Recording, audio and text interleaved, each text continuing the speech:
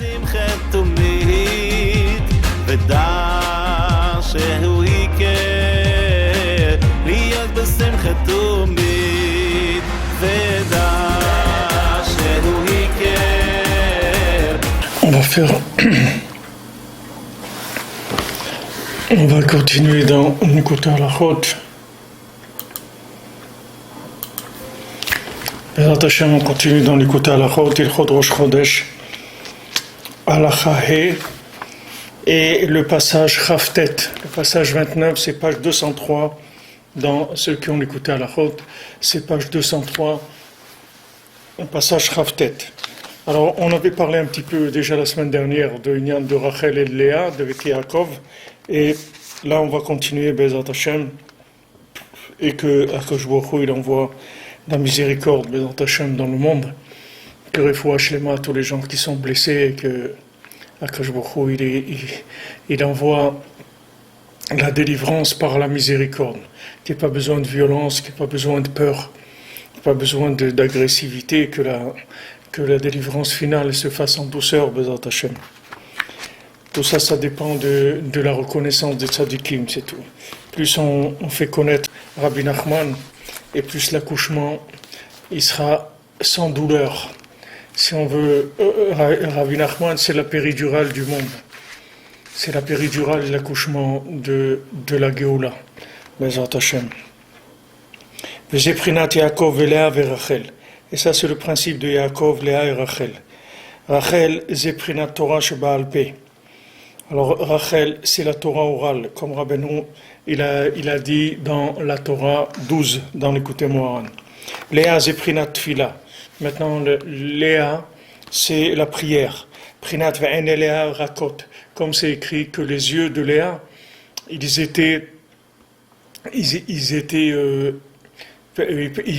pleuraient, c'est-à-dire ils étaient toujours avec des larmes.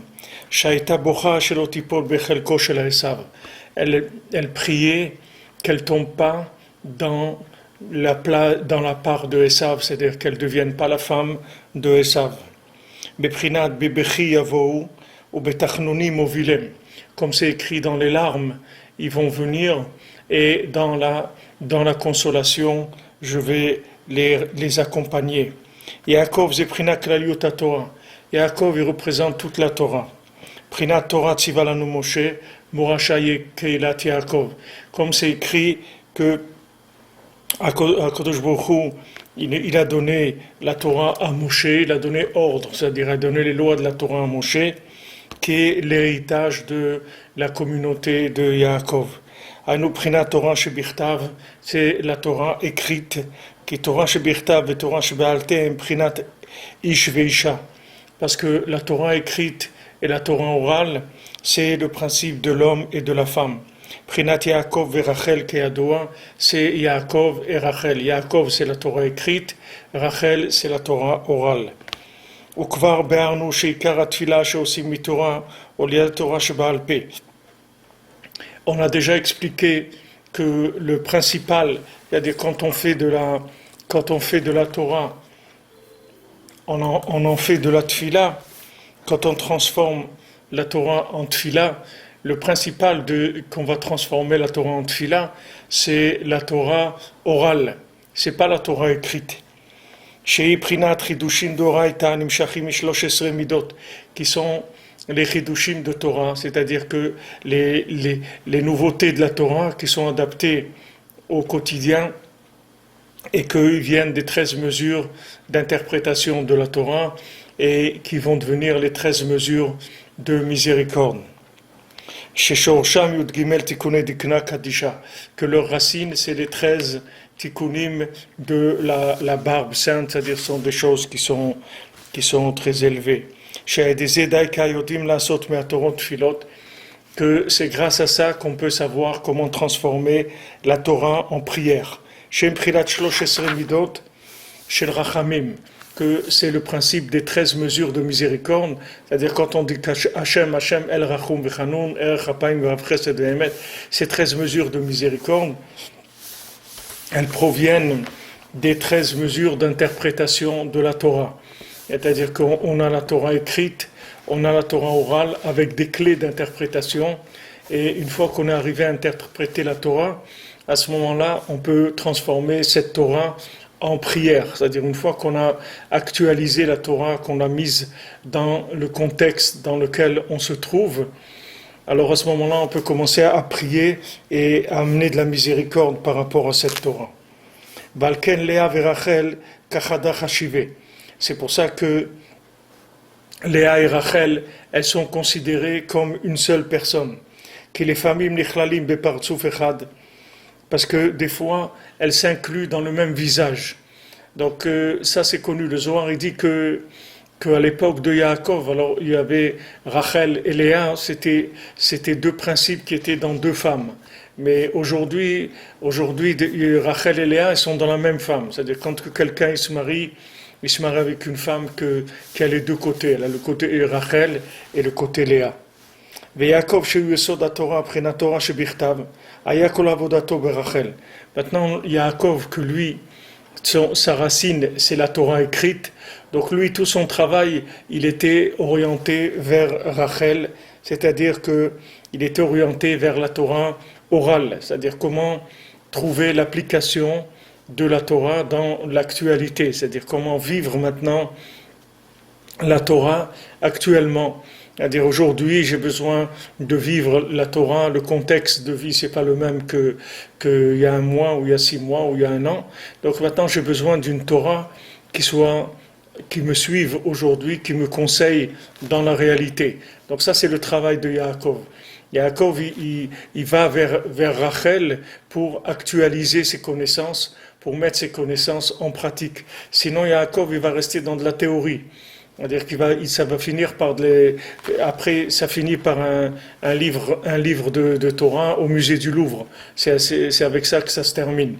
Si jamais quelqu'un il vit pas dans l'actualisation de la Torah, il va finir par devenir un traditionnaliste, c'est-à-dire quelqu'un qui va mettre la Torah au musée. Nous, on veut pas une Torah de musée. Et on ne veut pas une Torah muselée non plus, on veut une Torah qui parle, une Torah orale, une Torah qui soit avec nous tous les jours et qui soit même en avance sur le contextuel, c'est-à-dire une Torah qui soit en avance par rapport au monde, de manière à ce qu'elle puisse nous informer et de nous donner des directives.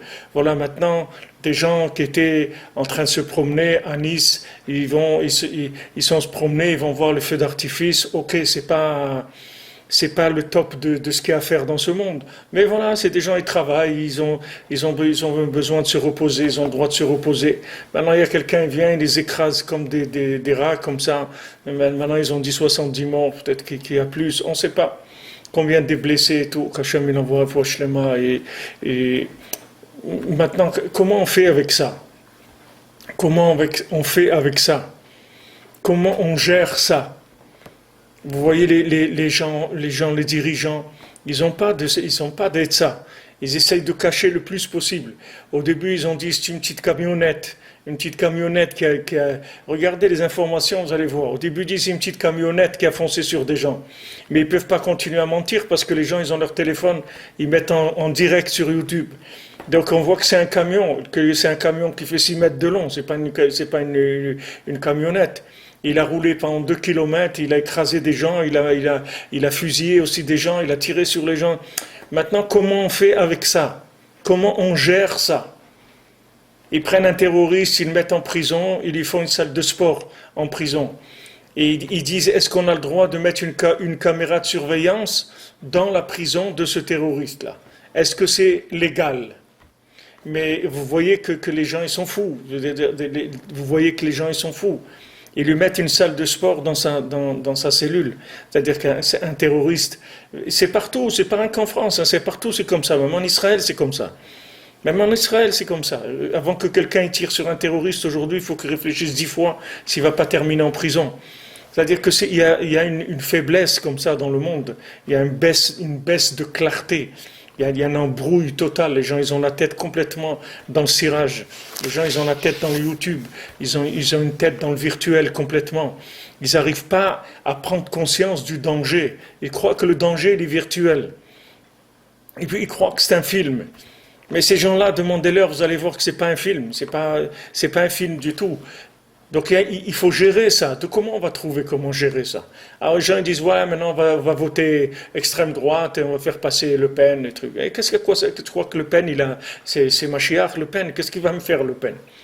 Qu'est-ce qu'il va faire? Il va serrer, il va les serrer, il va être plus dur. Ça va être encore pire. Au lieu qu'il y ait un attentat par 3 mois, il y en aura un attentat par jour. Donc maintenant, il y a pas, c'est pas ça la solution. La solution, c'est une façon de gérer la chose. Et la façon de gérer la chose, elle vient de la Torah orale. Elle vient de la Torah orale, c'est-à-dire que c'est Rachel qui donne la solution de la chose. La solution, c'est Rachel. Donc Yaakov, il travaille tout le temps avec Rachel pour pouvoir actualiser la Torah écrite, pour trouver des conseils qui sont indispensables, qui sont vitaux. Ce n'est pas des conseils pour faire des analyses des astres, pour observer les étoiles. Maintenant, on parle de conseils qui sont des conseils vitaux. On a des problèmes qui sont des problèmes réels et qui sont la vie de chacun. Donc il faut savoir comment gérer cette vie-là. Ça nous vient de la Torah orale. Et on ne peut pas du tout faire aucune mitzvah, aucune bonne action avec la Torah écrite. C'est que la Torah orale qui nous permet d'avoir le côté pratique de la Torah. Parce que de la Torah écrite, on ne connaît aucune mitzvah de façon complète. Parce que toute la mitzvah de tfilin, elle a été dite que dans un verset, c'est tout. On dit quoi? Voilà, c'est tout. Alors maintenant, qu'est-ce que c'est ça? Qu'est-ce que c'est, en quoi c'est fait? On ne sait pas si c'est les tfilin, ils sont en peau d'animal, ou ils sont en or, ou en argent. Où est-ce qu'on les pose? Comment on doit les attacher? Il y a beaucoup d'halachot dans les tfilin. Si vous prenez les tfilin dans le Shulchan Aruch, c'est beaucoup d'halachot, c'est-à-dire ce qui concerne les tfilin. Tout ça, on ne le sait que grâce à la Torah orale, et toutes les mitzvot, c'est comme ça. C'est-à-dire toutes les mitzvot, on ne sait pas Shabbat, on ne sait pas le Kiddush, on ne sait pas sanctification de la lune, Birkat Levana, on ne sait pas Yom Kippour, on ne sait pas Rosh Hashanah, on ne sait rien. C'est-à-dire chaque chose qui est écrite dans la Torah, on ne sait pas quoi faire avec. C'est-à-dire comment on veut le faire, on est d'accord de le vivre, mais on ne sait pas comment on le vit.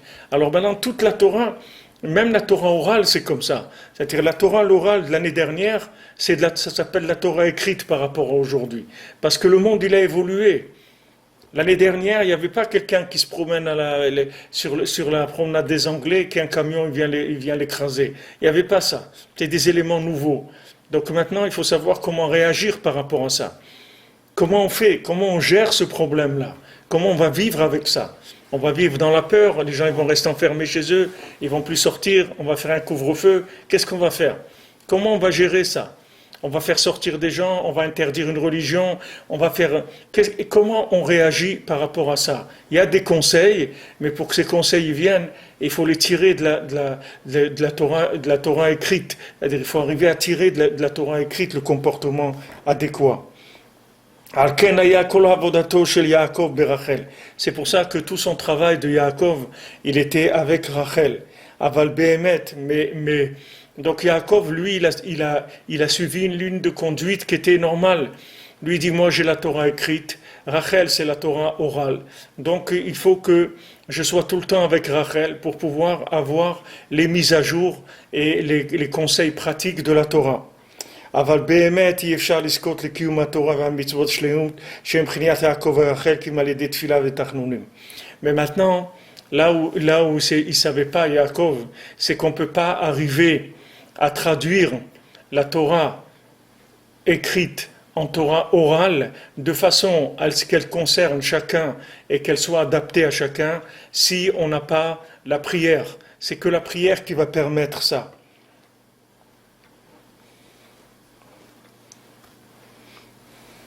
Shem Prinat Léa. Maintenant, la prière, c'est quoi? C'est Léa.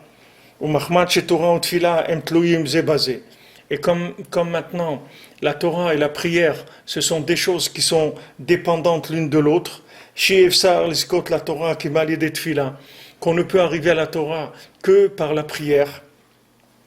Et aussi, on ne peut pas atteindre la prière que par la Torah. Comme Rabbeinu dit dans la Torah Aleph, dans la première Torah du Likutei Moharan, que toutes les prières, elles ne sont reçues que grâce à la Torah. C'est-à-dire que c'est la Torah qui fait que la prière, elle est acceptée. C'est-à-dire que d'abord, il faut avoir les informations de base. Une fois qu'on a les informations de base, on va savoir sur quoi prier. Mais il faut avoir une conscience de la Torah, il faut avoir une connaissance de la vérité de la Torah. Il faut connaître déjà les grands axes de la Torah. Ça oui, ça non, ça comme ça, ça comme... Les grands axes de la Torah, il faut les connaître. Et à ce moment-là, après, on rentre dans la prière pour trouver la mise à jour, l'adaptation de ces enseignements-là dans le vécu. Donc le but, c'est de transformer la Torah en prière. Donc il faut étudier la Torah pour savoir sur quoi prier. Tiens, sur quoi on va prier. Quelqu'un il a envie d'attraper des papillons. Alors, il va prier sur qu'il ait le mérite d'attraper des papillons. C'est-à-dire sur quoi il va prier. Il faut qu'il ait la connaissance de la Torah et après il peut prier. Mais maintenant, même pour étudier la Torah, on a besoin de prier. C'est-à-dire que Rabbeinu l'a dit prier, étudier et prier. C'est-à-dire il faut prier pour avoir le mérite d'étudier ce qu'il faut étudier. Parce que quelqu'un il peut se planter complètement, il peut étudier des choses qui sont complètement à côté, c'est-à-dire il peut avoir des études qui sont pas des études qui vont l'orienter vers une prière valable, parce que la prière, si vous voulez, c'est la transformation de l'enseignement. Mais la prière, quand vous faites une prière sur l'enseignement, il faut que d'abord l'enseignement que vous ayez soit vrai déjà. Parce que si votre enseignement il est faux, qu'est-ce que vous allez faire? Vous allez prier sur ça, vous allez prier sur quelque chose de faux. À quoi ça vous sert de prier sur quelque chose de faux? Donc d'abord, il faut que la vérité, elle soit claire, elle soit évidente. Elle soit évidente, qu'il y ait une évidence claire de la vérité. Pour ça, il faut prier avant d'étudier la Torah. Pour voir dans la Torah ce qu'il y a à voir. Combien de gens ils ont vu dans la Torah des choses qui ne sont pas vraies? Parce qu'ils n'avaient pas le mérite, ils n'ont pas prié avant d'étudier. Donc quand ils ont étudié, après ils ont trouvé des choses qui étaient tordues. Comme il avait dit Rav Vasilski à la Vachalom en Amérique, il avait dit dans l'Likutei Moharan, il y a tout, il y a même la vérité. C'est-à-dire que si tu cherches la vérité, tu vas la trouver. Mais il faut que tu cherches la vérité. Pour ça, il faut que tu pries avant d'étudier. Il faut prier avant d'étudier, il faut étudier, il faut prier après l'étude pour avoir les indications, les formules, les conseils d'application de l'étude, pour pouvoir vivre l'étude. Mais avant, il faut savoir d'abord où on va, c'est-à-dire qu'est-ce qu'on veut faire, qu'est-ce qu'on nous demande de faire, où ça se trouve. Une fois qu'on a trouvé où ça se trouve, après on commence à prier. אבל גם לזכות ללמוד תורה צריכים תפילה, כמו שאנו מתפללים בכל יום, והאר עינינו בתורתך. Et comme on prie tous les matins dans la prière, avant le Kriyat Shema, on dit éclaire nos yeux dans ta Torah, veten beli benu bina, et donne-nous la bina, la déduction dans notre cœur, l'ilmod ou l'amed, qu'on ait le mérite d'étudier et d'enseigner. Ou mahmad ze enodi me'echan atchala. Et c'est pour ça qu'on ne sait pas où il se trouve le début. Parce qu'il y a plusieurs choses qu'on ne sait pas par quoi commencer. Il y a des choses qui sont liées. Maintenant, quand les choses elles sont liées, il faut trouver la porte d'entrée, l'accès où il se trouve, quand les choses sont liées. Maintenant, la prière et l'étude, elles sont liées, les deux. Maintenant, il y a besoin d'études pour prier, il y a besoin de prière pour étudier. Maintenant, chaque fois, par quoi je vais commencer? Est-ce que maintenant je commence par la prière? Alors sur quoi je vais prier? Comment je vais prier? Je vais demander quoi? Que Akadosh Baruch Hu, il m'éclaire, qu'il me donne la vérité, que j'ai le mérite de trouver la vérité, de voir la vérité dans le texte. Une fois que maintenant j'ai trouvé la vérité dans le texte, Alors après, je vais prier pour avoir le mérite de vivre cette vérité, d'appliquer cette vérité. Et maintenant, il y a un début, une porte d'entrée. Cette porte d'entrée, elle peut être des fois dans l'étude et des fois dans la prière. Ça dépend dans quelle situation on se trouve. Ce sont des choses qui sont très fines et très difficiles à trouver. Parce que des fois, selon la journée qu'on a passée, selon le vécu qu'on a, alors on a une tendance à la prière. C'est-à-dire on a besoin de prier. Et des fois on a besoin d'étudier. C'est avec ça on va ouvrir. Une fois qu'on a étudié, alors ça nous remplit le cœur de notions qui sont vraies, et ça va pouvoir nous déclencher la prière. Donc à chaque fois il y a une adaptation. C'est pas tout le temps. On peut pas dire à quelqu'un voilà, tu fais comme ça va marcher tout le temps. Il y a des fois où il faut commencer par la prière. Il y a des fois il faut commencer par l'étude.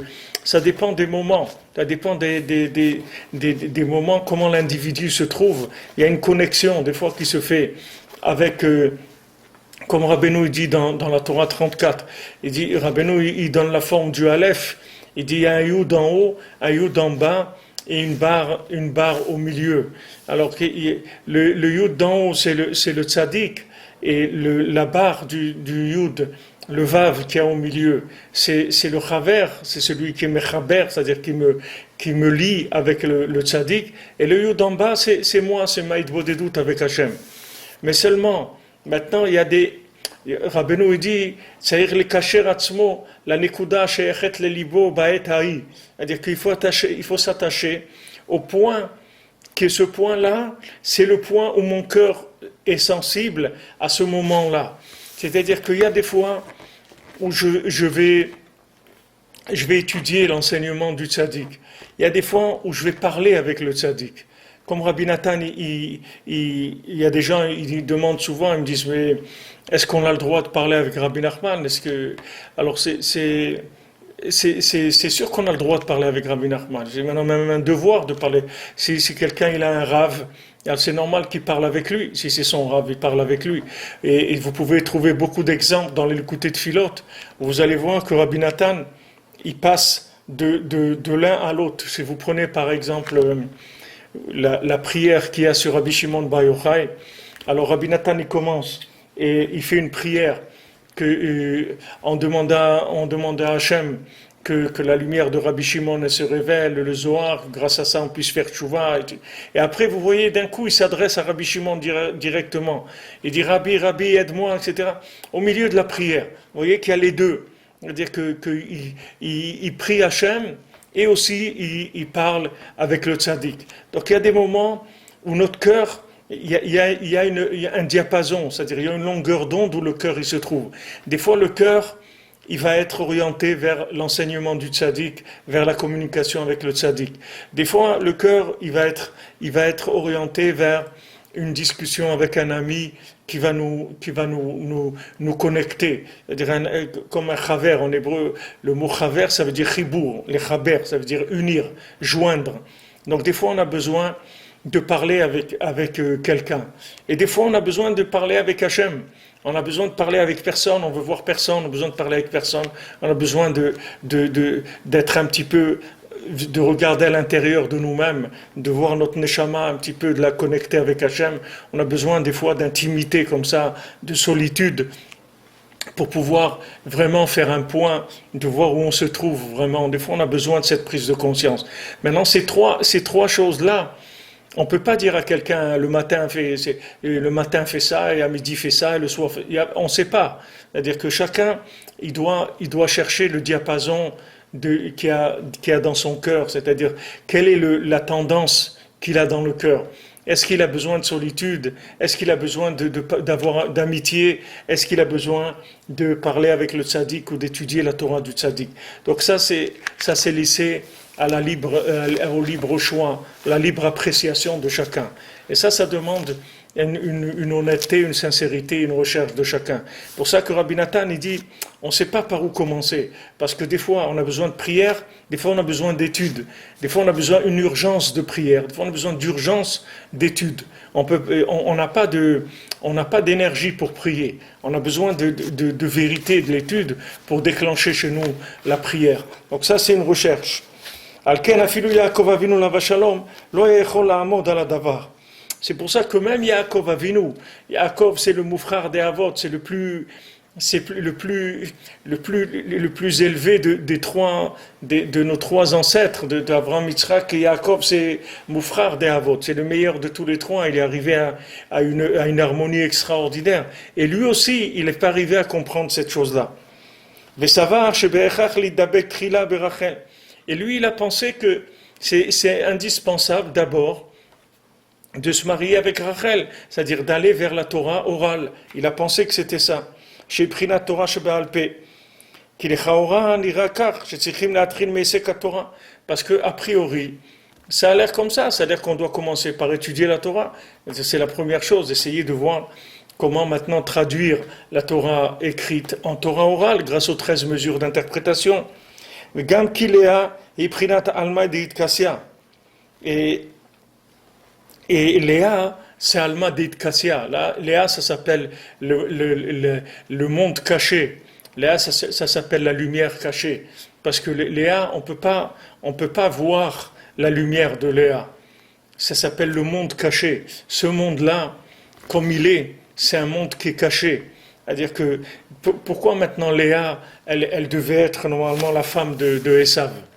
Quel rapport Léa avec Esav?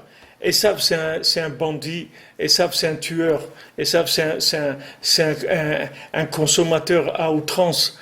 Qu'est-ce qu'elle a à voir, Léa, qui vient des niveaux spirituels les plus élevés, au-dessus de Rachel, au-dessus de tout, qui vient des mondes où on ne voit rien, c'est-à-dire qui sont les mondes au-dessus de la Tzilut, dans le néant, c'est-à-dire qu'elle vient d'un endroit tellement élevé. Comment elle, c'est la femme de Esav, que Esav, il est tellement bas, il est tellement dans la terre. Comment c'est sa femme, Esav? Parce que justement, le Esav, qu'est-ce qu'il fait Esav? Il interprète ce monde d'une façon erronée, c'est-à-dire qu'il prend ce monde-là, comme c'est caché, comme il n'y a pas d'évidence, donc il vous dit, voilà, vous savez qu'est-ce qu'est le but de la vie? Le but de la vie, c'est que tu vas faire de l'argent, tu vas t'acheter une maison, tu vas aller passer tes vacances. Tu vas aller passer tes vacances à Nice, tu vas te promener là-bas, sur la promenade des Anglais, tu vas regarder les feux d'artifice du 14 juillet. Voilà ce qu'il va te dire Esav. Voilà ce qu'il faut faire. Pourquoi? Parce que comme maintenant l'évidence de ce monde, elle est cachée, alors c'est lui qui est le patron de l'interprétation. Puisque maintenant, lui, c'est le roi des consommateurs, donc lui vient, il passe avant tout le monde dans l'interprétation du monde. Parce qu'il va vous donner des interprétations très rapides et qui arrangent tout le monde aussi, puisque ça pousse à la consommation. Donc ça arrange tout le monde. Quand il te dit gagne de l'argent et tu vas aller à l'hôtel Negresco, là-bas à Nice, tu vas te promener, tu vas faire la promenade des Anglais, mais il vous dit pas qu'il y a un camion qui va venir, qui va ramasser tout le monde. Ça, il n'en parle pas. Parce que ça, c'est caché. Il n'y a personne qui sait ça. Si les gens ils savaient ça, ils n'auraient pas été là-bas, ils en seraient passés des feux d'artifice. Alors, lui, Esav, il prend le monde, il le manipule, parce qu'il profite du fait que c'est pas évident, que la vérité, elle n'est pas évidente. Donc c'est pour ça que son principe féminin, c'est Léa. Parce que Léa, elle n'est pas évidente du tout. Elle n'est pas évidente, Léa. C'est-à-dire que Léa, on ne sait pas qui c'est, mais Esav, lui, tout son but, c'est uniquement d'empêcher la révélation d'Hachem dans le monde. Regardez ce qu'ils ont révélé. Ils ont révélé que Obama, il a pris de l'argent des contribuables américains pour payer des spécialistes pour empêcher Bibi Netanyahou d'être nommé, pour faire tout ce qu'ils peuvent en marketing, en publicité, etc., pour empêcher la droite en Israël de monter au pouvoir. Il a pris l'argent des contribuables, c'est-à-dire les gens, des juifs aussi, américains, ils ont payé pour que la droite, elle ne monte pas en Israël. Regardez qu'est-ce que c'est Esav, regardez qu'est-ce que c'est les États-Unis, soi-disant soi-disant la Maison Blanche, c'est la Maison Rouge, c'est pas la Maison Blanche, c'est une Maison Rouge de sang, de mensonges, de tromperies, de tout ce que vous voulez, tout ce qu'il y a de pire dans le monde. Mais comme maintenant Léa, elle est cachée, alors Esav, il joue mais vous voyez, on avance avec la communication, on avance vers une révélation de la vérité de plus en plus. C'est-à-dire la communication, vous pouvez plus maintenant raconter n'importe quoi. Vous voyez, je vous ai donné l'exemple. Aux informations, ils ont dit voilà, à Nice, il y a une petite camionnette qui rentrait sur des gens, une camionnette. Mais ça a duré quelques secondes, parce qu'après, des gens qui étaient sur place, ils ont filmé, ils ont mis sur les réseaux, on voit un grand camion blanc. C'est pas une camionnette. Alors après, ils ont changé, ils ont dit c'est un camion. Et c'est comme ça que la vérité va se révéler dans le monde. C'est le peuple qui va révéler la vérité. C'est pas les manipulateurs. Les manipulateurs, ils vont disparaître. Vous voyez, tous les manipulateurs, comment ils ont été nettoyés dans le monde. Tous les tyrans, tous les manipulateurs, ils sont nettoyés parce que le peuple, il a la force de la communication. Et c'est avec cette force de communication que le Mashiach il va se révéler. Parce que les gens, ils vont communiquer online, en direct. C'est-à-dire que tout va se faire en direct. La vérité, elle va se communiquer entre tous les individus en direct. Il n'y a plus d'espace, il n'y a plus de temps, il n'y a plus d'éloignement. Les gens, ils communiquent tous, tout le monde entier en même temps. Donc ça va être de plus en plus difficile pour Esav de cacher son jeu. Parce que la communication, c'est la révélation de Léa. La révélation de Léa, c'est le principe de la communication. C'est-à-dire Léa, c'est la révélation de la vérité qui se trouve cachée dans la matière. Donc au début, elle était prévue comme le zivouk de Esav, comme la femme de Esav. Mais comme elle a pleuré pour pas tomber entre ses mains, comme un fruit pleure, comme un poulet il pleure, tous ils pleurent pour pas tomber dans le ventre de quelqu'un qui est un consommateur. Comment un poulet il pleure, il demande à Hachem qu'il ait le mérite d'arriver sur la table de quelqu'un qui va faire une bénédiction dessus, qui va remercier Hachem, qui lui a donné à manger, qu'au moins cette chose-là, elle serve à révéler l'honneur d'Hachem, pas qu'à remplir le ventre. Comme il a dit Esav, gave-moi avec du rouge, gave-moi avec ces lentilles rouges. C'est tout ce qu'il cherchait, Esav, à se gaver, à se remplir. Maintenant, toute la nature elle-même, elle prie Hachem pour pas tomber entre les mains de Esav. Ça, c'est Léa qui est cachée, on ne voit pas, mais c'est elle qui est derrière toute la communication avec Hachem, tout le lien entre tous les éléments qui se trouvent dans ce monde et le monde futur, tous ces liens-là, c'est Léa qui fait. Mais apparemment, c'est caché, c'est-à-dire on ne se rend pas compte.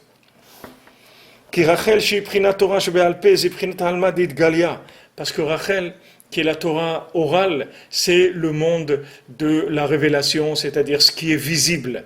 Ce qui est visible, c'est Rachel, c'est-à-dire on interprète et on a des solutions qui sont des solutions concrètes et visibles.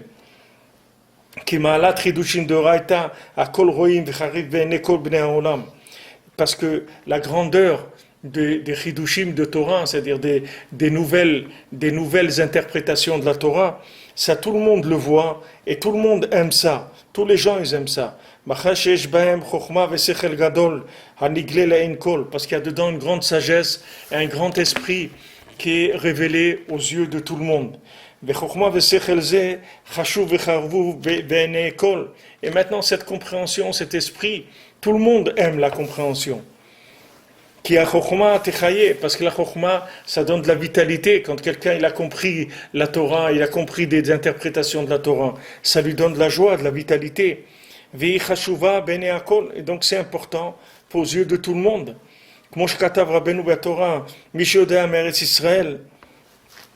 Comme Rabbeinu il a dit dans la Torah même, dans le deuxième, la deuxième partie de l'écouter Moharan, celui qui connaît la grandeur d'Eretz Israël.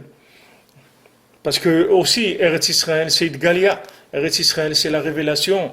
Ouman, c'est Léa. Et Eretz Israël, c'est Rachel. Ouman, c'est Léa. C'est-à-dire qu'on ne sait pas que ce qui se passe en Eretz Israël, ça vient de Ouman. Ça se voit pas. Les gens, ils voient pas que c'est lié. Les gens, ils pensent que, bon, Ouman, c'est la tombe d'un tzaddik, Rabbi Nachman, grand tzaddik, etc. Mais ils savent pas que tout ce qui se passe en Eretz Israël, ça vient de Ouman. C'est la racine de tout ce qui se passe en Eretz Israël. Parce qu'Eretz Israël, c'est féminin.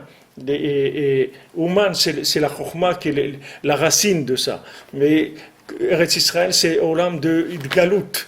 C'est de la révélation, c'est une terre de miracles, c'est une terre de providence, une terre qui réagit complètement différemment par rapport aux autres parties du monde.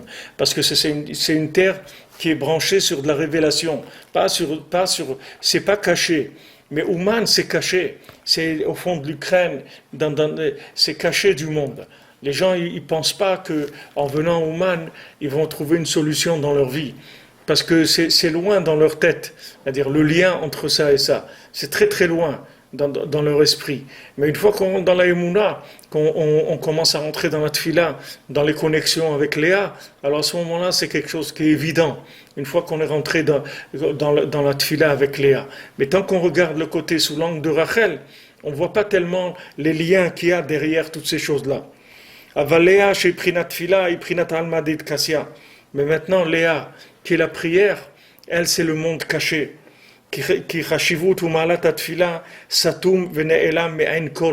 Parce que l'importance et la puissance de la prière, c'est caché des yeux de tout le monde. Il n'y a personne qui connaît l'importance et la puissance que ça a la prière. Parce que la tfila, c'est que de la emuna. Personne ne peut comprendre du tout qu'est-ce que c'est la prière. La prière, c'est que de la foi, c'est tout, c'est que de la émouna. Donc personne ne voit rien, parce que c'est Léa, elle a les yeux qui sont larmoyants, parce que ses yeux, c'est-à-dire que elle-même, elle voit pas clair. C'est-à-dire, c'est pas quelque chose qui est clair, la prière. Combien de gens ils disent, mais j'ai prié déjà. Combien tu as prié? Ben, j'ai prié, j'ai demandé à Hachem, et voilà, j'ai prié un peu, j'ai demandé. Il dit, mais il faut prier encore. Rabbi Nathan, il a dit, là où il manque quelque chose, s'il manque que de la prière, c'est tout. Il manque rien d'autre. Tout ce qui te manque, habitue-toi à prier, parce que c'est la seule chose qui manque. Tout manque, on l'a dit ce matin dans le shiur, tout manque, toute frustration, tout manque, ça vient que du manque de la communication avec Hachem, du manque de la présence d'Hachem dans mon cœur. Si quelqu'un, il a Hachem dans son cœur, il lui manque rien du tout dans ce monde. Il a besoin de rien du tout. Il a besoin de rien, il cherche rien du tout, il est comblé, il est plein, il est full, il a besoin de rien du tout. Besoin de rien. La tfila, ça remplit complètement l'individu. Seulement, c'est caché. Les gens, ils ne se rendent pas compte. Les gens, ils croient que la Torah, ça va les remplir.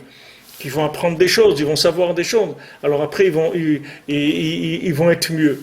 Mais c'est pas comme ça. Les gens, ils peuvent savoir beaucoup de choses. Et leurs problèmes, ils ne changent pas. Le manque, il ne change pas.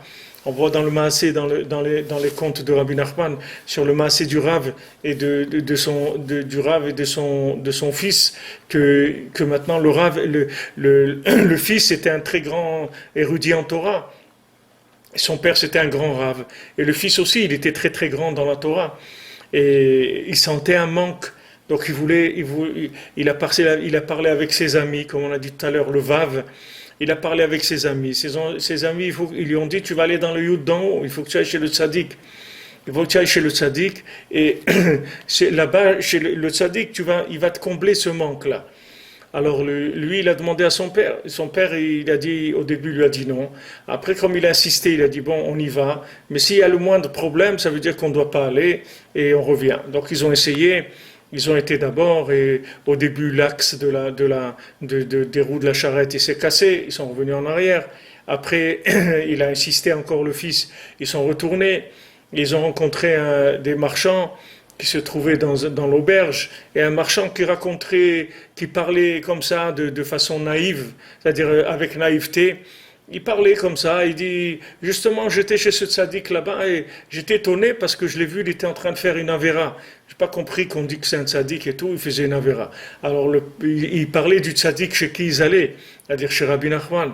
Alors, Alors le père, il a dit à son fils, tu as vu, regarde, tu peux pas avoir un message plus clair que ça. Cet homme-là, il parle de façon naïve, donc c'est une information qui est claire, allez, on retourne à la maison. Ils sont retournés à la maison et le fils, il est mort. Alors après, le père, il a été chez Rabbi Nachman. Alors, sur la route, il a rencontré ce marchand qui parlait naïvement. Il lui a dit, moi je suis pas un marchand, moi je suis le Satan lui-même, je suis pas du tout un marchand. C'est-à-dire que maintenant, lui, les a trompés. Il a dit, mais maintenant que ton fils il est mort, tu peux aller chez le tzaddik.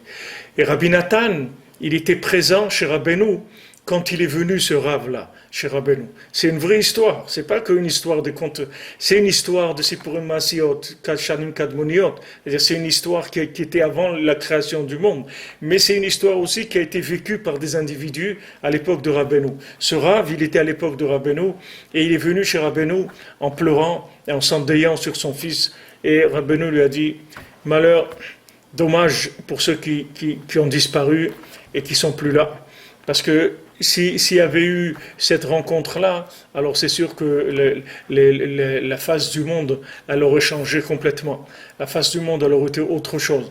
Mais il y avait une lutte, c'est-à-dire le père, il était trop dans la chorma, il était trop dans la connaissance, c'est-à-dire il s'est construit sur la connaissance, il ne s'est pas construit sur la prière. Donc Rabbeinu nous met en garde sur ça et nous dit construisez-vous avec de la prière, ne vous construisez pas avec de la connaissance. Apprenez ce que vous avez besoin pour pouvoir prier, c'est tout. Le but c'est de prier, donc apprenez les choses qu'il faut pour pouvoir mettre de l'essence dans la prière. Mais avec la prière, vous pouvez obtenir tout ce que vous voulez. Vous avez besoin de rien d'autre. Si vous avez la prière, ça comble tout. Comme c'est écrit dans la prière, la Gemara elle dit que les gens, la prière c'est quelque chose qui se tient dans les niveaux les plus élevés, et les gens, ils méprisent la prière. Alors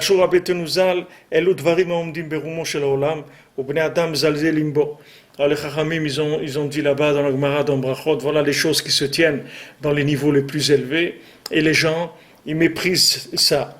Qu'est-ce qu'ils méprisent? La tfila. Les gens, ils ont un mépris pour la prière.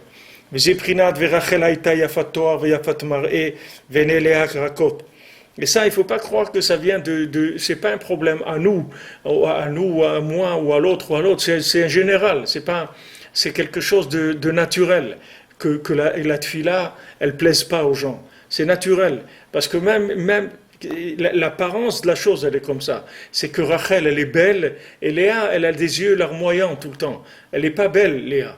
Mais Rachel, elle est belle. C'est-à-dire que quand quelqu'un il voit Rachel, il voit la beauté de la connaissance, c'est extraordinaire. Mais quand il voit la prière, il voit quoi? Des yeux larmoyants, ça n'a pas l'air. Quelqu'un, il prie, des gens ils font le télim et tout, vous voyez rien. Vous vous rendez pas compte de ce qu'il est en train de faire. Parce que la prière, elle est présentée comme quelque chose qui est caché. Mais ça c'est voulu par Hachem. Parce que si la prière, qui est la lune, elle était révélée, ça y est, tous les gens ils auraient jeté complètement la connaissance, tout le monde aurait été vers la prière. Si les gens ils savaient qu'est-ce que c'est la prière, tous les gens ils auraient été vers la prière. Mais comme la prière elle n'est pas évidente du tout, alors les gens ils ont tendance à mépriser la prière. Et ça on voit que même Yaakov Avinu, il ne voulait pas de Léa. Il n'était pas intéressé du tout par Léa. Lui il était intéressé que par Rachel, c'est ça qu'il voulait.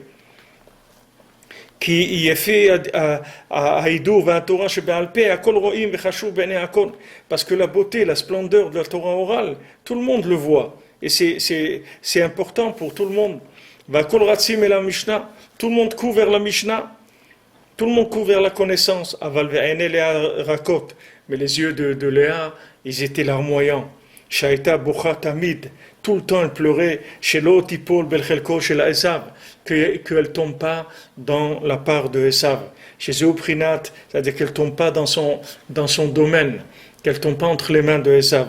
Chez Zéoprinat, Hatfilot, Shemitpalelim Lashem Itbar, Leinatzel Me'etzeara Vechelotav.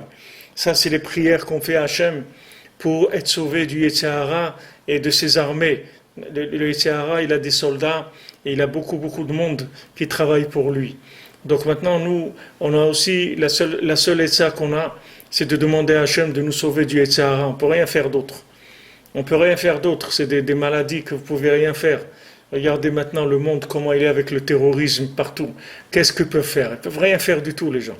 Rien du tout. Les gens, ils vont se plier complètement. Ils peuvent rien faire du tout. La seule chose qu'ils peuvent faire, c'est sortir dans la rue et commencer à pleurer, à faire des psaumes pour qu'Hachem nous sauve, c'est tout. Mais il n'y a rien à faire. Il y a rien à faire du tout. Avec les mains, ils peuvent rien faire du tout.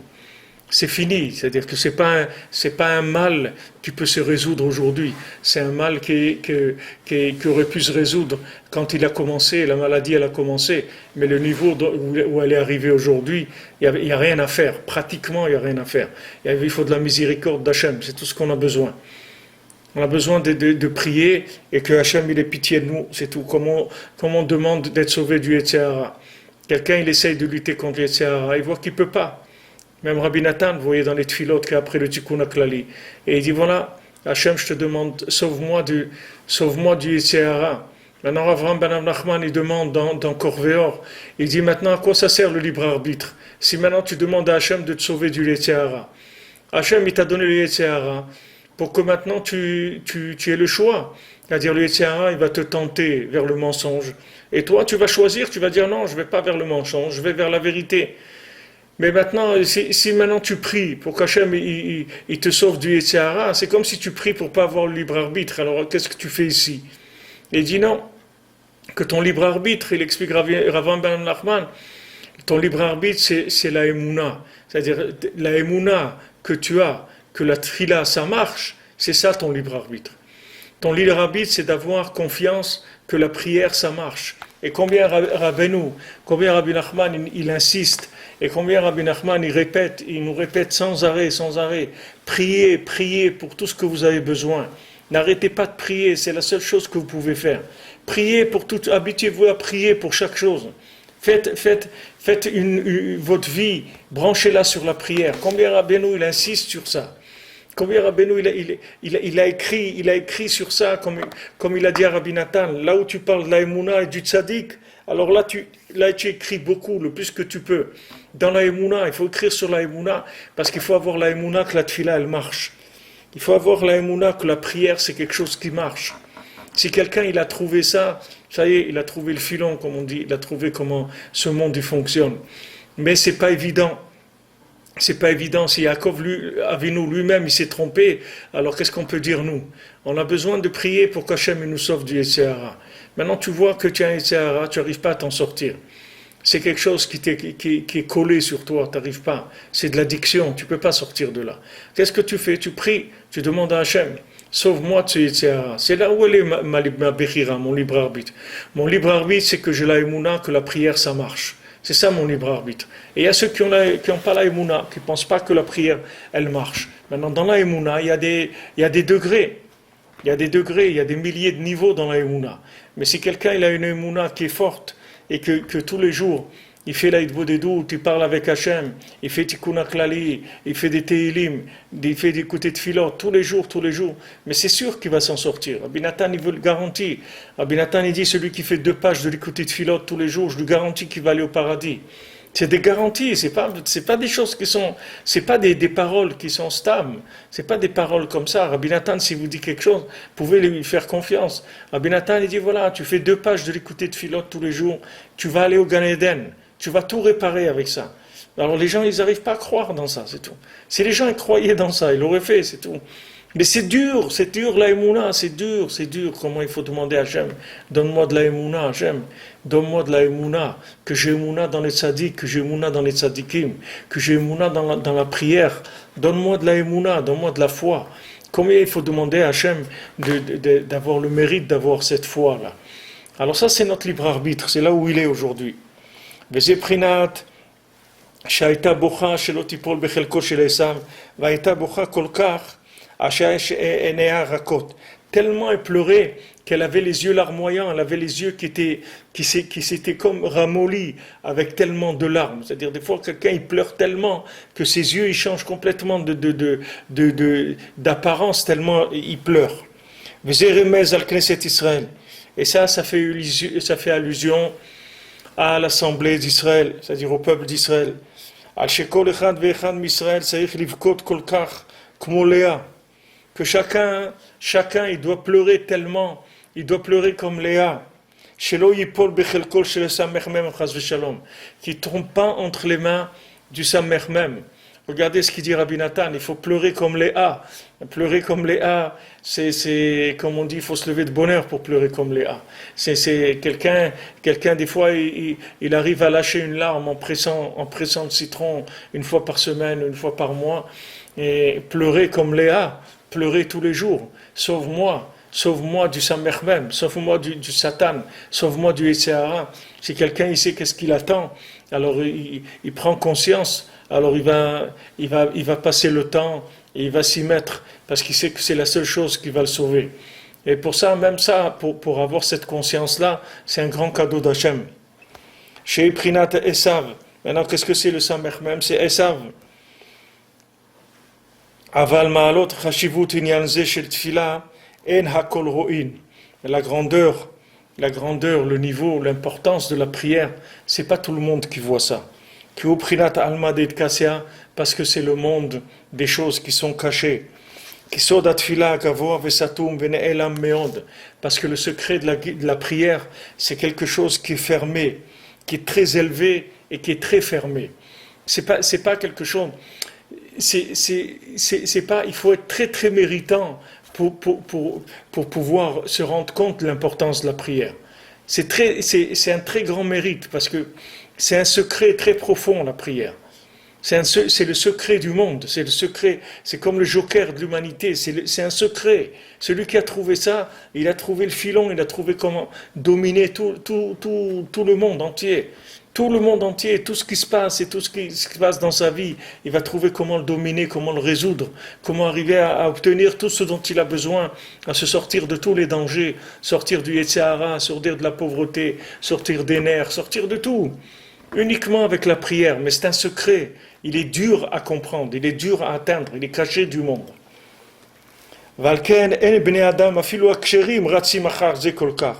C'est pour ça que la plupart des gens, même les gens cachers, il dit Rabbi Nathan, même les gens cachers c'est un très grand niveau, c'est des gens qui sont cachers, c'est des gens qui ne font pas des avérotes, ils sont dans la Torah, ils font tout comme il faut, la halakha, tout. Même eux, c'est loin de chez eux, c'est quelque chose ils ne courent pas derrière ça tellement. Les gens, ils étudient, ils peuvent passer plusieurs heures par jour à étudier. Mais dites à quelqu'un de passer 6-7 heures par jour à prier, il ne peut pas, c'est très dur pour lui, parce qu'il ne croit pas, il ne sait pas ce que ça veut dire, la prière. Au contraire, non seulement qu'ils ne courent pas après la prière, mais ils méprisent la prière.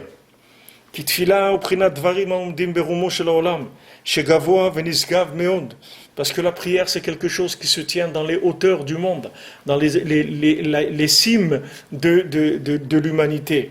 C'est très très élevé et très caché. Les gens, ils ont une tendance à mépriser la prière.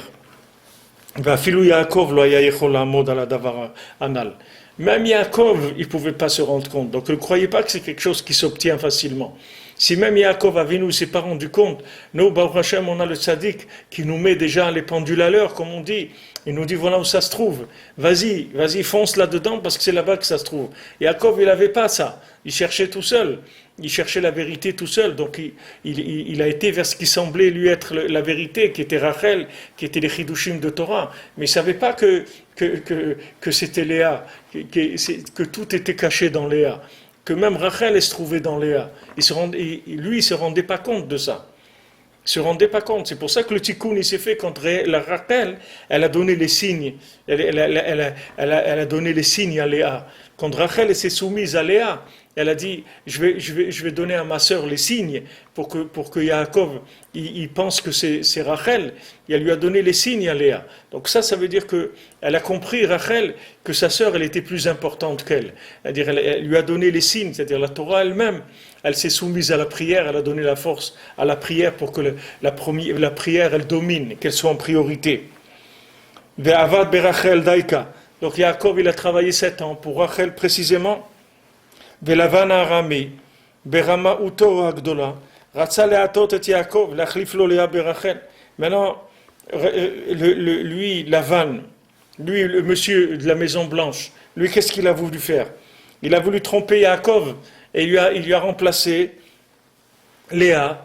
il a voulu lui donner Léa à la place de Rachel. Parce que lui, Lavan, il ne savait pas du tout.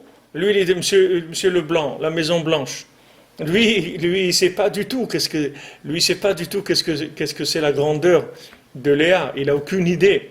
Il dit, vas-y, priez là, le mur des lamentations, allez vous lamenter, c'est pas grave. Lui, il ne sait pas que la bombe atomique du monde, elle est là-bas, elle n'est pas elle n'est pas là où ils ont eux les bombes atomiques. La bombe atomique du monde, elle est là-bas.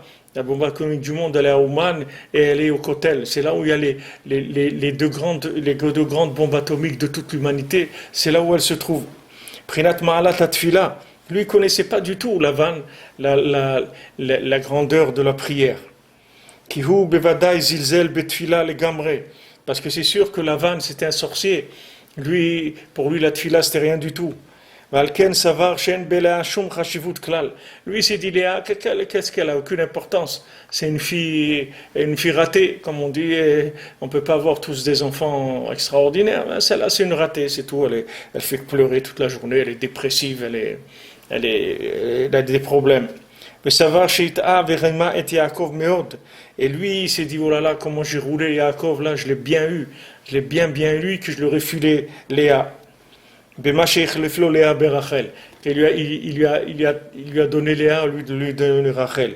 Aval be'emet hakol met Hashem haïta. Mais be'emet tout ça venait d'Hashem. Ki me'od amku marchevotav idbar be'emet hakol haya letova gdola. Parce que tout ça c'est les pensées profondes d'Hashem, que tout ça c'était que pour le bien. Ki Rachel atzadeket masra simanim leachota Léa shelo titbayesh. Parce que Rachel, elle a donné les signes à sa sœur Léa, pour pas qu'elle ait honte. Qui Yaakov Masar Simanim le Rachel. J'ai pris les Simanim chez la Torah. Parce que Yaakov, il a donné les signes à Rachel, ça veut dire c'est les signes de la Torah. Prinat Hatzivilach, comme c'est écrit Hatzivilach, Siunim Vedarsho Rapenutonozal, Asu Simanim la Torah. Comme c'est écrit, place-toi des signes, et les Chachamim ils ont dit, fais-toi des signes pour la Torah, fais des simanim pour la Torah, c'est-à-dire mets des repères pour la Torah, pour te rappeler de la Torah, pour savoir comment ça fonctionne, mets-toi des repères. Voilà, il faut faire des signes dans la Torah, c'est-à-dire des repères pour pas oublier la Torah. Et pour pas qu'elle se change, pour pas dire une halakha qui est fausse. Des fois, des gens, vous leur demandez une halakha, ils se trompent et vous dites quelque chose qui est faux. Pourquoi? Parce qu'il n'a pas des simanim il n'a pas mis des repères pour se rappeler. C'est-à-dire que quand on apprend quelque chose dans la Torah, on met des repères. C'est-à-dire que soit c'est des rochetévot, des premières lettres, qu'on se rappelle avec ça, on se rappelle de toute la chose, comment il faut la faire, avec des lettres qui sont des repères. Et il faut des repères pour se rappeler de la halakha, parce que sinon quelqu'un il peut passer à côté complètement, il peut se tromper. Donc ces repères, c'est ça les signes que Yaakov il a donné à Rachel. Tous les signes, c'est de la Torah orale. C'est Rachel que là se trouve toute la Mesora, c'est-à-dire toute la transmission et tous les signes de la Torah. Aval Rachel sheuprinat Torah shebe'alpe. Maintenant Rachel qui est la Torah orale, masra kol simanim leachota Léa. Elle a donné tous les signes à sa sœur Léa. Sheuprinat atfila umlamevet ota ech ledaber im Yaakov. Donc elle lui donne les signes à Léa et elle lui apprend comment parler avec Yaakov. C'est-à-dire qu'elle lui donne, elle l'éduque comment avoir le langage de Yaakov. Sheukla la Torah, qui est la Torah. Ve'ech la'asot me'a Torah tfila. Elle lui apprend comment on transforme la Torah en prière. Vazai be'emet nichlalin Rachel ve'Léa yachad.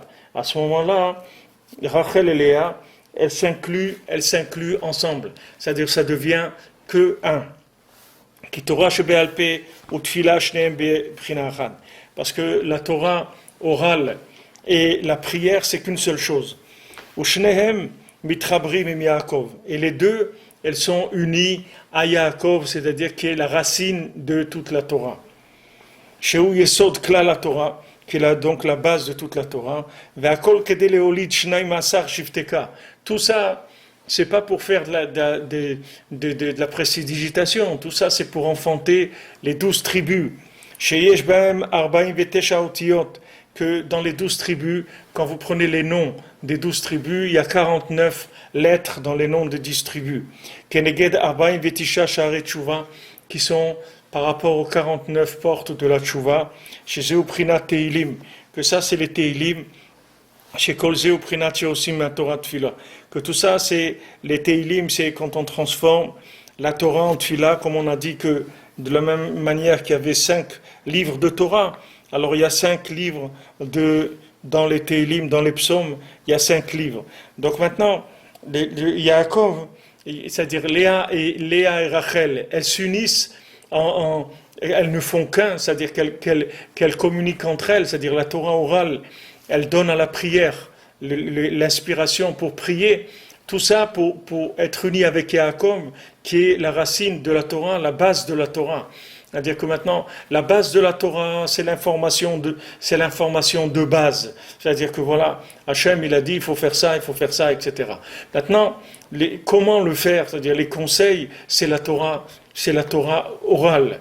La Torah orale va dire, voilà, comment on fait des tfilines, voilà, tu vas faire comme ça. Elle va vous dire, qu'est-ce que ça veut dire, pratiquement, de faire des tfilines. Et maintenant, Léa, elle va venir, elle va donner la force de mettre les tfilines, la force de que les tfilines soient cachères, la force de sentir la lumière des tfilines. Ça, c'est Léa. Donc, ces 3 étapes, ces 3 éléments, plutôt, ils sont indispensables. Yaakov, c'est la théorie. Rachel, c'est la pratique. Et Léa, c'est le moyen comment pratiquer la Torah. Donc on a absolument besoin que ces trois ils soient mitiyached, que ces trois ils soient ensemble. Alors ça va donner après on va enfanter de là les 12 tribus, que les 12 tribus, c'est les 49 lettres qui sont les 49 portes de la tchouva. C'est-à-dire que les 49 portes de la tchouva, c'est de là qu'on va trouver 49 chemins qui mènent à Hachem. C'est-à-dire que 7 fois 7, quand on prend toutes les midot dans Sfirat HaOmer, on va trouver chaque sphira, comment elle est inclue des autres, et elle va pouvoir nous ramener vers Hachem. Et qu'on arrive après à la 50e porte, alors on arrive à la Torah elle-même, la Torah de révélée dans le monde de façon vivante et actuelle pour chacun. Donc ça c'est le procédé, comment il marche. La théorie, c'est Yaakov. La pratique, c'est Rachel, qui la Torah orale. Et Léa, c'est le moyen, comme on y arrive.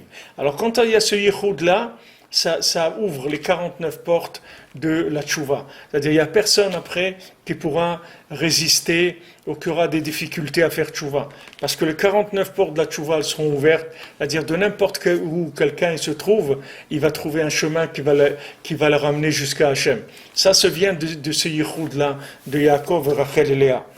כי באמת בכל אלו הדברים שאין יודעים מהיכן ההתחלה צריכים להתחיל משניהם ביחד, לעסוק בזה ובזה. Parce que באמת, Rabbi Nathan il dit que quand on a des choses comme ça, qu'on ne sait pas par quoi commencer, alors Rabbi Nathan il nous donne un conseil, il dit commence avec les deux, fais les deux en même temps. לעסוק בזה ובזה, fais en même temps Torah et en même temps Tfila. כמו בעניין זה של תורה ותפילה, שאין יודעים מהיכן ההתחלה, צריכים להתחיל משניהם. Alors maintenant on a Torah et Tfila, on ne sait pas si on doit prier d'abord ou étudier d'abord, alors on fait les deux, on étudie et on prie. Haïlou la'asok bechol yom beshnehem, c'est-à-dire tous les jours se faire les deux. Lilmod ksat hayom velasok betfila ksat hayom. Une partie de la journée un petit peu étudier et un petit peu prier aussi. Vazai afalpi shebetrila bevadai no yodea etev sederat tfila. C'est sûr qu'au début il ne sait pas comment prier, parce qu'il commence, il étudie de la Torah, il prie, mais il ne sait pas exactement le lien qu'il y a, il n'a pas encore la dynamique pour ça. Il ne sait pas encore comment transformer la Torah en prière. Malgré ça, Akadosh Baruch Hu, il va avoir pitié de lui. Et Akadosh Baruch Hu, il lui éclaire les yeux, Moser lo simane darkei Torah, et il lui donne les signes de la Torah. Il lui donne les signes, comme Rachel elle a donné à Léa, Hachem il lui donne les signes de la Torah. Et il lui enseigne à lui, comme il est, lui, là où il se trouve, comme il lui donne les signes, comment lui, il va pouvoir aussi prier sur la connaissance, comment il va pouvoir transformer sa connaissance en prière. Alors maintenant, quand quelqu'un il a prié, alors il va comprendre la Torah de façon plus profonde encore. Et à ce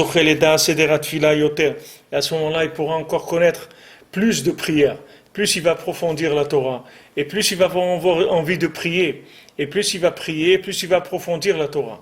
Et voilà, la dynamique, elle a commencé à se mettre en marche. Et c'est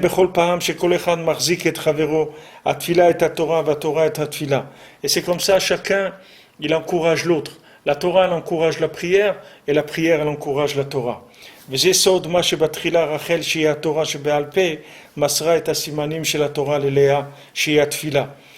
le secret. Qu'est-ce qui s'est passé au début?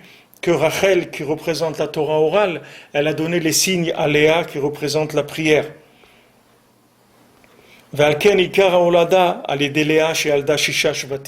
C'est pour ça quand on voit l'enfantement, c'est-à-dire qui est-ce qui a enfanté le plus? C'est Léa. Léa, elle a eu six enfants. C'est-à-dire que la moitié des tribus, c'est elle qui les a enfantés. Parce que toute la descendance des tzadikim, c'est leurs bonnes actions qui se font par la prière. C'est-à-dire que la prière, c'est elle qui enfante le bien. On a du bien en nous. Chacun, il a du bien en lui. Chacun, il est bien. Hachem, il a créé chacun avec beaucoup de potentiel de bien en lui. Mais ce potentiel, il faut le sortir. Il faut le faire vivre. Et comment on va faire vivre? Avec la tfila. La tfila, c'est la shon nefila, c'est-à-dire faire descendre, faire atterrir la shon. Il faut extérioriser la chose, il faut l'exprimer, il faut lui donner la vie, il faut la faire sortir. Alors que la plupart des gens, ils vivent dans la société et ils sont cachés, ils sont cachés à l'intérieur d'eux-mêmes. Ils ne sont pas arrivés à faire naître ce qu'il y avait en eux. La tfila, c'est comme ça qu'on fait naître ce qu'il y a en nous. C'est ça qui fait sortir le potentiel qu'il y a en nous. Plus on prie, et plus notre neshama, elle va nous donner les informations de ce qu'on a à l'intérieur. Sinon, on ne sait pas ce qu'on a à l'intérieur. Comme quelqu'un, si vous ne parlez pas avec lui, vous ne savez pas qu'est-ce qu'il a dans la tête, où il se trouve. Quand vous parlez avec lui, ça y est, vous le repérez, vous savez un petit peu où il est. C'est pareil, nous, ce qui est à l'intérieur de nous-mêmes, c'est que si on prie qu'on peut le faire sortir. Sinon, on ne peut pas, on ne sait pas qui on est. Chez Prinat Léa Almadit Kassia, Canal, Vegam Kola Olada Shel Rachel, Hayarak Bischut Shemasra Simanim Lachota. Maintenant, non seulement Léa, elle a enfanté la plupart des tribus, mais même les enfants qu'elle a eus, Rachel, c'est rien que parce qu'elle a donné les signes à Léa. Sinon, elle n'aurait pas eu d'enfant du tout, elle serait restée stérile complètement. Tout ce qu'elle a eu, Rachel, c'est uniquement parce qu'elle a donné les signes à la prière, elle a donné à Léa. Comme ils ont dit les Chachamim, et Hachem, il s'est souvenu de Rachel. Shemasra Simanim Elachota. Qu'est-ce que Hachem il s'est dit? Il s'est dit quand même, elle a donné les signes à sa sœur, donc elle mérite que je lui donne des enfants. Ça c'est dans le pshat, c'est dans l'explication Pachout, mais d'après ce qu'il explique Rabbi Nathan ici, vous voyez que c'est un niveau beaucoup plus élevé, c'est-à-dire que Rachel, elle a compris que tout ce qui était enfantement, ça passe que par la prière, c'est tout. C'est que la prière qui fait naître le bien. Vous pouvez avoir du bien en potentiel, vous pouvez avoir du bien en théorie, vous pouvez comprendre le bien, vous pouvez comprendre que c'est bien, il n'y a pas de problème. Et vous pouvez comprendre que c'est mal, il n'y a pas de problème. Mais quand vous passez à l'action, vous devez le vivre, c'est autre chose complètement. Quand vous devez vivre le bien et vous protéger du mal, c'est autre chose complètement. On est dans un autre monde après. Et ça, c'est que la prière qui permet ça. La prière, ça permet de mettre en action, c'est-à-dire de lancer la dynamique du bien, que le bien, il ait le pouvoir, que le bien, il sorte. היינו שכל הולדת הצדיקים שמולידים מעשים טובים על ידי התורה, שזהו עיקר, que le midrash הוא העיקר. C'est-à-dire que maintenant toute la descendance des tzadikim qui sont des bonnes actions, tout ça ils le font par la Torah, que c'est le principal, c'est l'action, c'est pas la connaissance. Et toute la naissance, c'est-à-dire tout ce qui est naissance, ça ne vient que de la prière, c'est tout. C'est que parce que la Torah, elle a donné les signes à la prière. C'est-à-dire elle a été à la prière et elle lui a donné les informations pour que la prière, elle enfante ces informations dans la réalité. Comme vous dites à quelqu'un, je t'en prie, je t'en prie, je t'en prie. Une fois, on raconte, une fois, Baba Saleh, il y avait quelqu'un à Meknes, il voulait faire une piscine mixte comme ça. Un juif de Meknes, il voulait faire une piscine mixte pour les jeunes. Et Baba Saleh, quand il a entendu ça, alors il était très, très, très soucieux de tous les problèmes que ça allait entraîner. Alors il est venu voir ce riche-là. C'était un homme riche, il ne pouvait pas lui dire, commencer à le maudire ou lui dire des choses. Alors Baba Saleh lui a pris la main, et il lui a pris sa main comme ça, et lui a dit, je t'en prie, je t'en prie. Et comme ça, il a commencé à répéter, je t'en prie, je t'en prie, je t'en prie. Et il pleurait, il lui disait, je t'en prie, je t'en prie. Et l'autre, il a dit, c'est bon, Rav, ça va, j'arrête le projet. C'est-à-dire, quand on dit à quelqu'un, je t'en prie, c'est aussi pour faire sortir la chose de lui. C'est-à-dire que maintenant, on veut faire sortir quelque chose de quelqu'un, on dit, je t'en prie, je t'en prie, je t'en prie. Je t'en prie, comme on dit na dans la Torah, quand il y a na dans la Torah, nun aleph, c'est-à-dire que shama na, shimou na, c'est-à-dire na, c'est pour faire sortir la chose. C'est comme on dit oshiana, atzilchana, le mot na, c'est le côté de la naissance, c'est-à-dire on fait naître la chose. Alors la prière, c'est ça sa fonction. La prière, c'est le secret de la vie, c'est comment donner vie à tout ce qui est embryonnaire chez l'individu, tout ce qui est potentiel chez l'individu.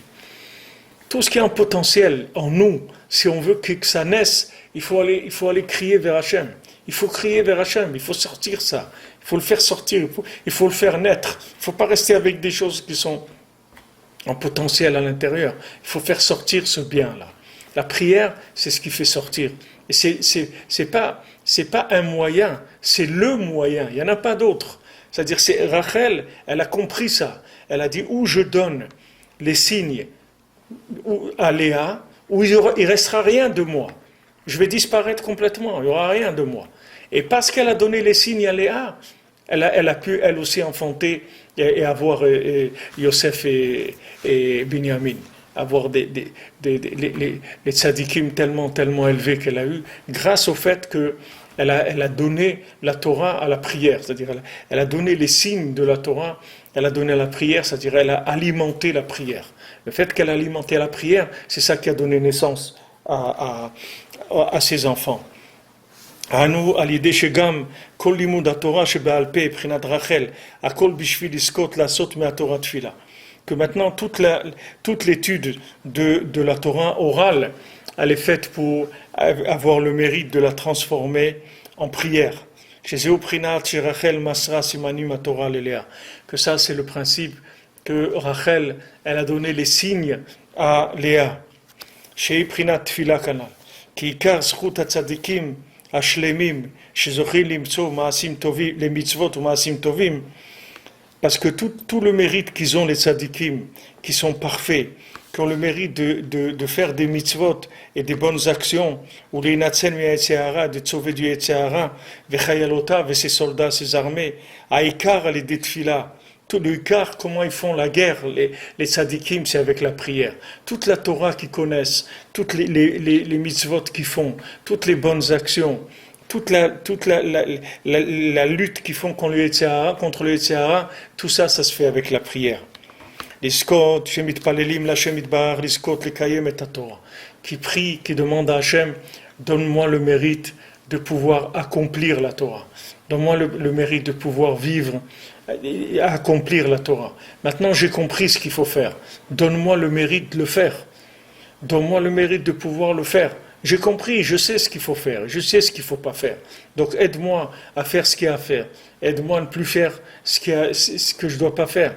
Aide-moi. C'est-à-dire que c'est comme ça que les tzadikim, ils ont réussi. Rabbeinu dit, il n'y a pas un tzadik qui est devenu un tzadik s'il ne fait pas Hitbodedut des doutes. Ça n'existe pas.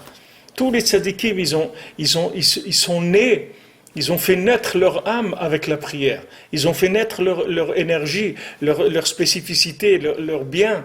Tout, ils l'ont fait naître qu'avec la prière. Comment je katav Rabbeinu Zal, shekol tzadikim lo zachu, les madrigatam qui m'a Hitbodedut va. Voilà, bon, Rabbi Nathan, il rapporte la parole de Rabbeinu, que tous les tzadikim, ils n'ont eu le mérite d'avoir ce qu'ils ont eu que grâce à la Hitbodedut et aux prières, comme on voit Besichot Avakdoshim. Comme c'est écrit dans les Sichot Haran, dans le livre de la sagesse de Rabbi Nachman, là-bas c'est rapporté. Voilà, Bezrat Hashem, on va arrêter là. Après, on va commencer le passage Lamed. Donc, on a fait le passage Ravtet aujourd'hui, qui est 2 pages. Et voilà, on a, Baruch Hashem, Rabbi Nathan nous a donné des forces, encouragées sur la Tfila. Il faut c'est écrit, les Chachamim disent, il faut beaucoup d'encouragement sur la prière. On a besoin de s'encourager. Les Breslevers, ils disaient ça, ils disaient que le principal de l'amitié qu'il y a entre des gens, c'est de s'encourager à prier. C'est ça le principal. Quand on a un ami, un véritable ami, quelqu'un qui nous aime, c'est quelqu'un qui nous encourage à prier, qui nous dit voilà, allez, prie, vas-y, prie. Pas quelqu'un qui nous donne des combines, comment on va faire pour s'en sortir. Quelqu'un qui nous donne le conseil de prier, qui nous encourage. Parce que la prière, c'est quelque chose qui a besoin d'encouragement permanent. Pourquoi ça a besoin d'encouragement permanent? Parce que le monde, il est à l'envers. Comme on voit que le monde, il est attiré par Rachel, c'est-à-dire il n'est pas attiré par la connaissance, parce que la connaissance est belle, la connaissance elle est convaincante, c'est-à-dire vous voyez des gens qui savent beaucoup de choses, ils ont l'air vraiment très très convaincants, c'est quelque chose qui attire énormément. Donc ça c'est la voie naturelle, c'est-à-dire ce sont les lois de ce monde, c'est comme ça qu'ils fonctionnent. Donc on a tendance toujours à reculer par rapport à la prière. Donc on a besoin d'encouragement tout le temps, besoin d'être encouragé, que quelqu'un nous le dise, que quelqu'un nous donne la force de prier, qu'il nous dise vas-y, prie encore, demande à Hachem. Fixe la Hitbodedut tous les jours. Rabbeinu il a dit il faut faire Hitbodedut tous les jours. Allez, fixe la Hitbodedut, même un petit peu si tu peux pas beaucoup, mais peut-être un quart d'heure, 20 minutes fixe. Au début ça va être difficile, tu vas t'ennuyer, tu vas pas. Et après petit à petit tu vas voir qu'Hachem il va t'envoyer des paroles, tu vas commencer à prier, etc. Et il faut s'habituer, ça se renforcer que quand on a quelque chose à faire, on a un problème à résoudre, on commence d'abord par le résoudre avec la prière. Après on passe à l'action. Il faut que ça devienne un réflexe chez nous, que ça devienne une seconde nature. C'est-à-dire qu'on ne fait rien si on ne prie pas d'abord. Il n'y a aucun projet, il n'y a rien, on ne fait rien si on ne prie pas. Et même si on a fait quelque chose et ça réussit, dommage qu'on n'a pas prié. Dommage, comme Rabbeinu l'a dit à sa fille, quand une fois elle a eu un problème avec une servante, alors Rabbeinu lui a dit, pourquoi tu n'as pas prié pour ça le jour de ton mariage ? Quand tu étais sous le dénuptial, sur ça aussi il fallait que tu pries. Combien d'années après elle a eu un problème avec sa servante? Des années et des années après. C'était pas une semaine après, c'était des années et des années après. Rabbeinu lui a dit pourquoi tu n'as pas prié sur le dénuptial? Pourquoi tu n'as pas prié sur ça? Pourquoi? Parce que le dénuptial c'est quelque chose de tellement important, tellement élevé, qu'il y a une force là-bas de prière qui est très très grande, puisqu'on pardonne toutes les fautes, et en même temps c'est le zivouk, c'est là où il va se marier avec sa femme qui inclut Rachel et Léa. Donc la prière à ce moment-là elle est très très puissante, très importante. Alors Rabbeinu on voit qu'il ne lui a pas dit donne-lui un peu plus d'argent, paye-la plus ou offre-lui une robe ou n'importe quoi. Rabbeinu ne lui a pas donné un conseil, il lui a pas dit quoi faire. Rabbeinu lui a dit dommage que tu n'as pas prié sur ça dans la choupa. Parce que Rabbeinu direct il l'a mis en face de la vérité. Tu as un problème, dommage que tu ne pries pas. Dommage que tu ne pries pas, c'est tout. Et la personne dit mais j'ai un problème. Mais justement, c'est parce que tu as un problème, je te dis, c'est dommage que tu ne pries pas, c'est tout. Parce que si tu priais, tu n'aurais pas de problème. c'est dommage que tu ne pries pas. À quelqu'un qui dit, mais voilà, je prie, je fais quand même ça, c'est pas assez. Parce que si tu faisais ce qu'il faut, tu n'aurais pas tous ces problèmes-là. Il n'y a pas assez de prière. Il n'y a pas assez de prière. Il faut augmenter les doses. Il faut monter la dose. Faut pas, si on voit qu'il y a des choses qui ne vont pas, ça veut dire qu'il n'y a pas assez de prière. Il faut augmenter les doses de prière. Il faut augmenter dans la kavana, dans la concentration, l'intention, et dans la quantité aussi. Il faut ajouter dans les deux. Il faut mettre plus le cœur dans la prière, mais aussi la quantité. Il faut faire le teilim, il faut faire l'écouter de filote, il faut faire le beau des doutes. Et voilà, il y a Shaharit Sion aussi, c'est un sévère que les Breslever, ils avaient toujours dans le talit, qu'on voit que Rabbeinu, une fois on raconte que Rabbeinu, il était en été, il était rentré le matin après la tfila, pour que vous voyez ici en Ukraine commencer la tfila, le net il est à 5h du matin et Arvit c'est à 10h du soir. Donc vous avez des journées qui sont de 17h. Rabbeinu il est rentré le matin après la prière, il a été se promener avec quelqu'un et Rabbeinu il avait dans la manche comme ça de son vêtement, il avait ce Shaharit Sion là, ce sefer là, qui va avec des prières sur tous les jours. Il y a beaucoup de prières dedans, sur le Yom Rishon, Sheni, etc. Il y a beaucoup c'est un livre où il y a beaucoup de prières. C'est un livre que des prières. Il y a dedans, c'est pas des prières sur des sujets spéciaux, de la Parnassa, le Refoua, tout. C'est des prières qui vont avec chaque jour. Rabbeinu, il avait ça dans sa manche. Alors, ils sont rentrés dans une grotte comme ça le matin, et Rabbeinu il a commencé à prendre ce livre et à dire dedans, à pleurer. Et après Rabbeinu il a dit, viens, et quand ils sont sortis, c'était déjà le coucher du soleil. C'est-à-dire ils avaient passé au moins 12-13 heures à prier comme ça dans la grotte. Et celui qui accompagnait Rabbeinu, il ne s'est même pas rendu compte que des heures qui sont passées. Pour dire que Rabbeinu, ce qu'il nous dit de faire, lui-même il le faisait, c'est comme ça qu'il vivait. C'est pas qu'il nous a dit de faire quelque chose et lui il avait une combine comment faire. Le Rabbeinu lui-même, c'est comme ça qu'il est devenu Rabbi Nachman. C'est-à-dire que lui, il nous donne la méthode que lui il a employée pour arriver à là où il est arrivé. Et au contraire, il a regretté qu'il n'a pas découvert cette méthode avant. Nous, Baruch Hashem, Rabbeinu nous donne la méthode. Alors il faut se renforcer dans la prière.